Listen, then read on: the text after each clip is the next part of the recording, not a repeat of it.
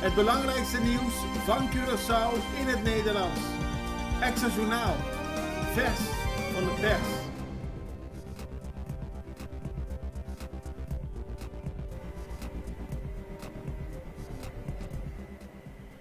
Welkom bij Extra Journaal, fijn dat u weer kijkt. We hebben het belangrijkste nieuws voor u op een rijtje gezet.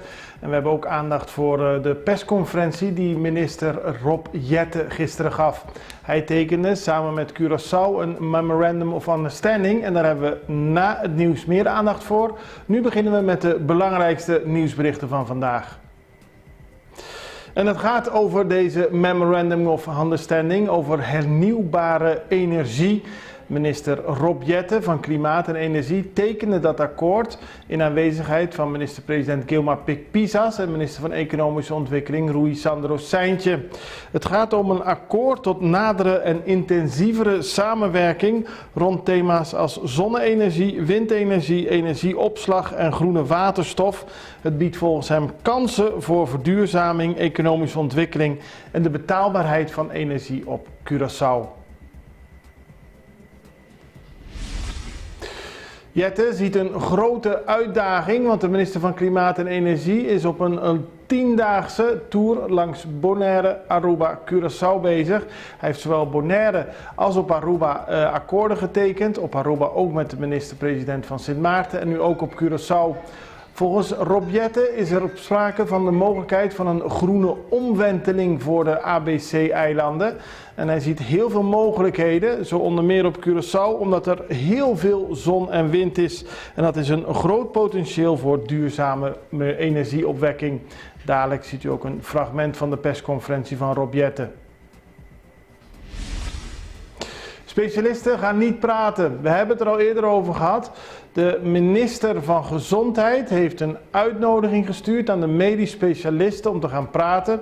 Vandaag meldt de Extra dat de specialisten niet opportun achten om nu te gaan praten met de minister. Hij blijft open voor dialoog.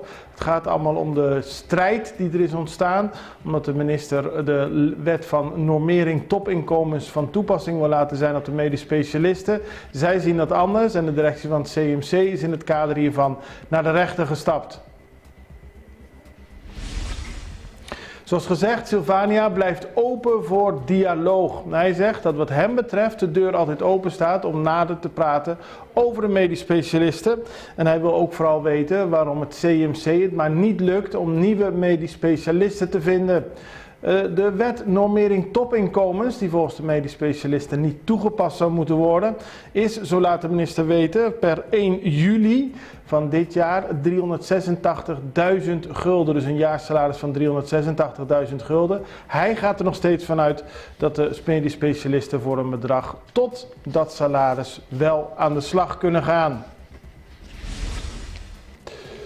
Rechtbank behandelt dodelijk ongeluk. Het is een bizar ongeluk dat heeft plaatsgevonden op de Julianabrug op 24 december 2021. Daarbij is een man om het leven gekomen, een 26-jarige Dominicaanse man. Het is bizar omdat hij op het moment van het ongeluk met 4 kogels in zijn lijf naar het ziekenhuis aan het rijden was. Hij kwam uit de wijk Kindjan en knalde op de Julianabrug bij de Julianabrug tegen de auto van een 25-jarige Curaçaoenaar aan. Die, zo stelde de rechter gisteren, reed onverantwoordelijk, zonder rijbewijs, met alcohol op en heeft 9 maanden gevangenisstraf tegen zich horen eisen. Ook een rijverbod van 2 jaar en een taakstraf van 240 uur. Wordt nog vervolgd.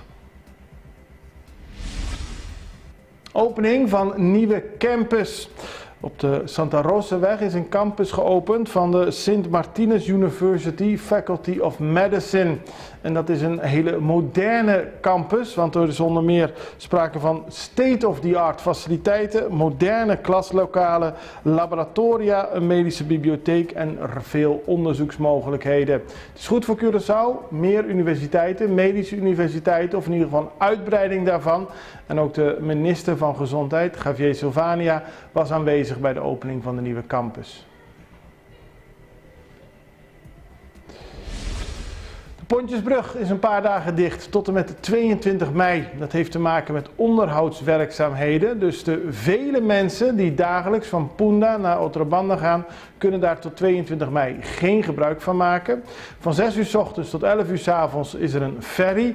Voor de andere uren van de dag, dus van 11 uur 's nachts tot 6 uur 's ochtends, zijn er speciale bussen. Maar dat zijn geen grote hoeveelheid mensen die dan vervoerd moeten worden. Zo wordt nu vanuit gegaan. In ieder geval, u kunt er niet over lopen, maar als de onderhoudswerkzaamheden achter de rug zijn, ziet de Old Swinging Lady er weer veel beter uit.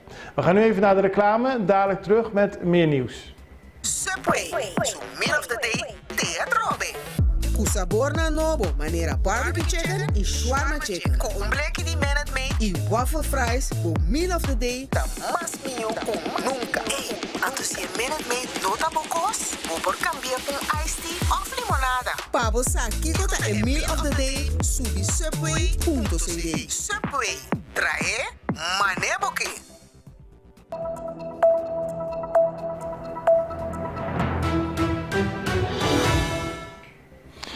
Minister Jette, we hadden het er net al over, die heeft gisteren een akkoord ondertekend met Curaçao, een Memorandum of Understanding. En dit vanuit de gedachte om een gezamenlijke ambitie kracht bij te zetten om meer duurzame energieprojecten op Curaçao te realiseren.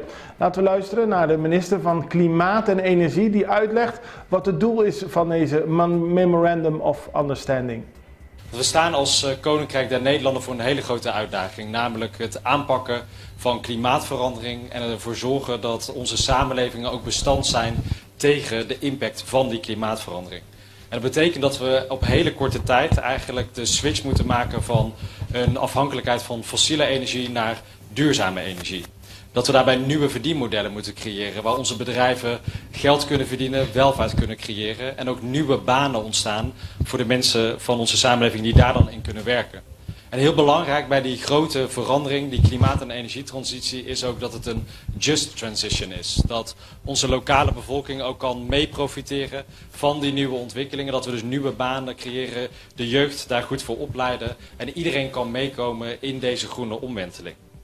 We hebben de afgelopen week al als Koninkrijk daar belangrijke stappen in gezet tijdens de Caribbean Climate and Energy Conference, waar we hebben afgesproken om binnen een nieuw 4-landen-overleg voor klimaat en energie met Nederland en de 6 eilanden intensiever samen te gaan werken voor een roadmap om die klimaat- en energietransitie op de eilanden met extra tempo vorm te geven.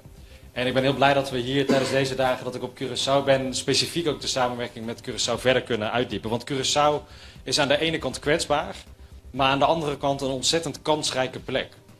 Kwetsbaar omdat veranderingen in de wereldeconomie en die hele klimaat- en energietransitie op een steenworp afstand van waar we zijn impact kunnen hebben op de economie en de welvaart van Curaçao. Maar Curaçao is ook heel erg kansrijk, want er zijn maar weinig plekken in de wereld waar zoveel zon en wind aanwezig is, waar je dus die schone elektriciteit kan produceren.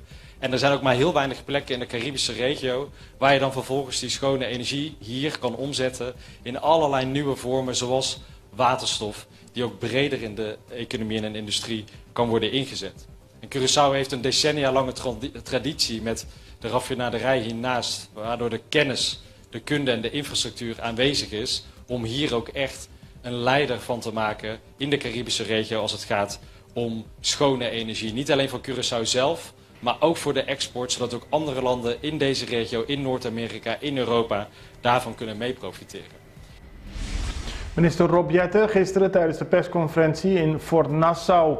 Vandaag heeft Jette samen met de staatssecretaris van Koninkrijksrelaties en andere bewindslieden van het Nederlandse kabinet een brief gestuurd aan de Tweede Kamer waarin bekend is gemaakt dat er 200 miljoen euro beschikbaar is voor projecten. Er is een zogenaamd groeifonds, een deel van het groeifonds beschikbaar voor projecten uit de 6 eilanden van het Caribisch deel van het Koninkrijk.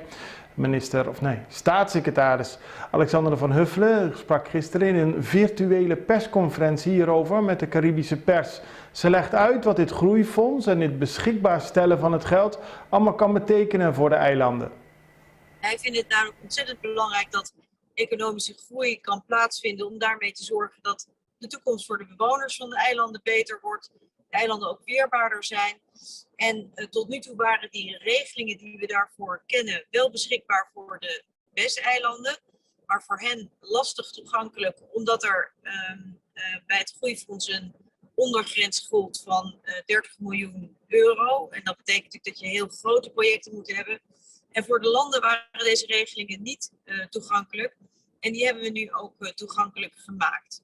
Dus dat betekent dat er mogelijkheid is om te investeren in de brede zin van het woord. Het economisch groeipotentieel te versterken.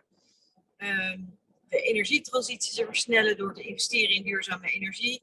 En natuurlijk ook te werken aan het verbeteren van de levensstandaard en de werkgelegenheid.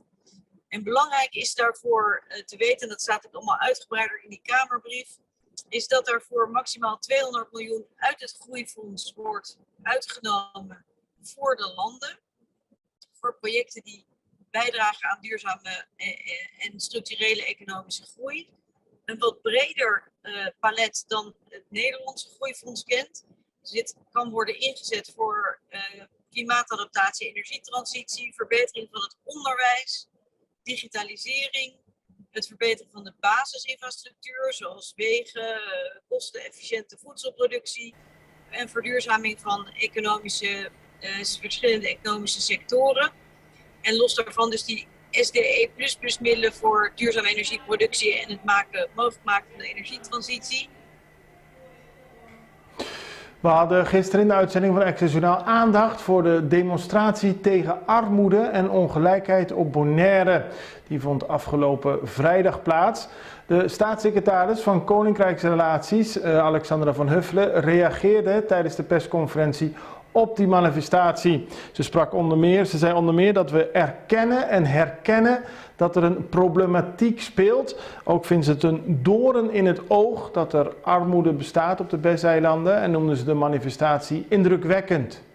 Ons is het ook een doorn in het oog dat mensen op de eilanden, en dan hebben we het niet alleen over Bonaire, maar natuurlijk ook op Saba en Sint-Eustatius, niet kunnen rondkomen van hun uitkering of van hun inkomen en meerdere banen nodig hebben.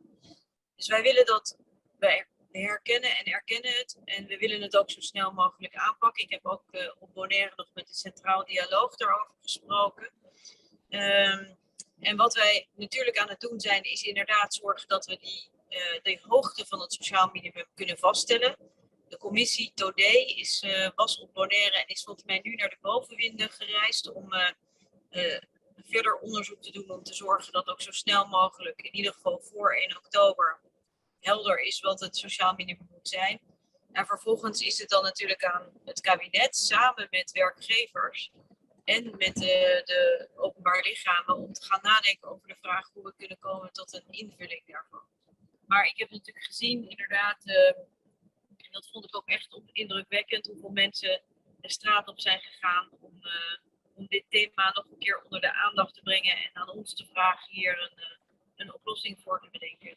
En dat is natuurlijk best een complexe zaak, want hier is niet de overheid in zijn eentje aan zet. Hè. Hier moeten ook niet alleen de Nederlandse regering aan zet, maar moeten ook het OLB en de werkgevers gezamenlijk een plan maken. Nou ja, daar hebben we een heldere opdracht, denk ik, gekregen van al die mensen die daar aan de demonstratie hebben meegedaan. En dan gaan we over naar de Kanuku-man. Die hebben we in april geïnterviewd. En hij is sindsdien nog steeds bezig om Curaçao schoon te maken. Elke zondag is er een opruimactie, maar ook om de zoveel tijd kunnen mensen hun blikjes en plastic flessen inleveren en daarmee geld verdienen. Het is volgens de Kanuku-man een goede manier om Curaçao schoon te houden. En hij laat nu weten dat op zaterdag 20 mei tussen 11 uur 's ochtends en 1 uur 's middags bij de kerk van Barber iedereen plastic flessen en aluminiumblikjes kan inleveren. Per stuk voor een gebruikt plastic fles krijg je 5 cent. Dat lijkt niet veel, maar als je er veel inlevert, wordt het toch aardig wat. Aluminiumblikjes per kilo 1 gulden. Doe er uw voordeel mee voor uzelf en ook om Curaçao zo schoon mogelijk te houden. Dit was het belangrijkste nieuws van vandaag. Access Journaal presenteert het elke dag voor u en we zijn blij dat u weer gekeken heeft. We hopen u morgen weer te zien. Het allerbeste. Tot ziens. Dag.